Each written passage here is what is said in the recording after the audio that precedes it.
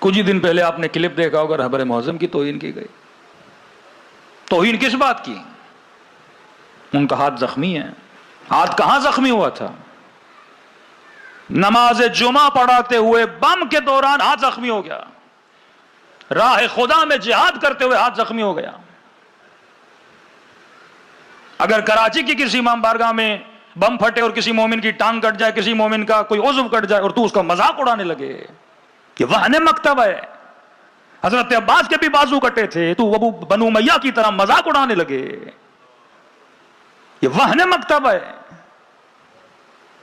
انتقاد علمی ہوتا ہے، نہ کہ آپ کسی کے جسم کی مذاق اڑائیں، کسی کے چہرے کا مذاق اڑائیں۔ یہ وہ حدیث رسول ہے کہ بندروں کو ممبروں پہ بٹھایا جائے گا۔ کسی فیشن شو میں یہ جاتے تو زیادہ جچتے ہیں ایسے لوگ، لیکن مجھے حیرت ہے، جنا کے پہن کے اگر کوئی ممبر رسول پہ بیٹھے کوئی بات نہیں بھائی، 4 مجلسیں یاد کی ہیں، 4 باتیں یاد کی، آ کے کر رہا ہے، 4 شعر پڑھ رہا ہے، عوام واہ واہ کر رہی ہے۔ لیکن جس بندے کے حسب اور نسب کا پتہ ہو اور سر پہ امامہ رکھ لے۔ فیضیہ میں امام خمینی نے تقریر کی، کہا تم دین کو بدنام کر رہے ہو، چلو یہ ہم برداشت کر لیں گے، لیکن سر پہ امامہ رکھ کے دین کو بدنام نہ کیا کرو۔ کہا طلباء کو کہ تمہاری غیرت کیا ہوگی، ان کے سروں سے تم لوگ امامے کیوں نہیں اتارتے؟ امامے کی عزت ہوتی ہے، امامے کا احترام ہوتا ہے۔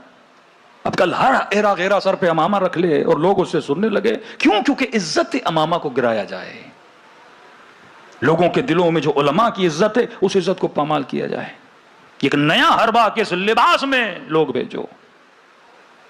ابن زیاد نے بھی حسین کا لباس پہننا تھا، حسین کے لباس کے پہننے سے کوئی حسین نہیں بن جاتا، امامہ پہننے سے کوئی حسینی نہیں بنتا۔ یہ وہن مذہب ہے، وہ قومیں تباہ ہو جاتی ہیں۔